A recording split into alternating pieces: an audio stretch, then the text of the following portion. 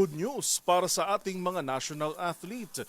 Magsisimula na kasi sa susunod na buwan ang 5,000 pisong dagdag allowance sa mga atleta at coach ng Pilipinas.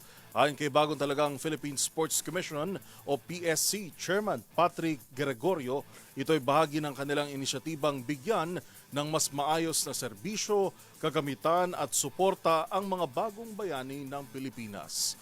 Narito ang report ni Matchpoint, Millie Borja.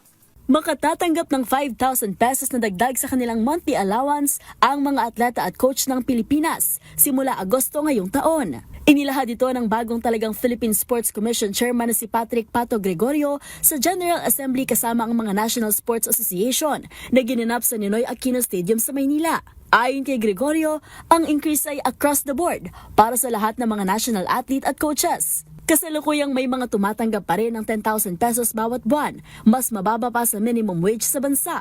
Tansyang aabot sa 10 milyong piso ang kabuang gastos para sa increase, kung kaya't nanawagan din si Gregorio ng suporta mula sa mga mambabatas na naroroon sa event, gaya na lang ni POC President Attorney Bambol Tolentino.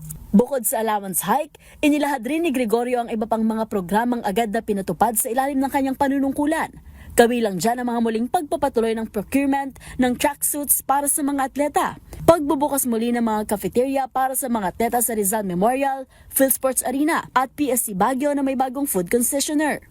Gayon din ang pagtatayo ng 24/7 help desk para sa mga atleta, pagpapadali ng distribusyon ng allowance at daily time record processing sa loob lamang ng 5 araw, at pag-aproba sa implementing rules and regulations para sa Philippine Sports Training Center. Layunin ng mga inisyatibang ito na bigyan ng mas maayos na serbisyo, kagamitan at suporta ang mga bagong bayani ng Pilipinas, ang mga atleta. At yan ang mga latest updates sa mundo ng sports. Para sa MBC TV Network News, ito si Millie Borja ng DZRH TV, una sa Pilipinas, una sa Pilipino.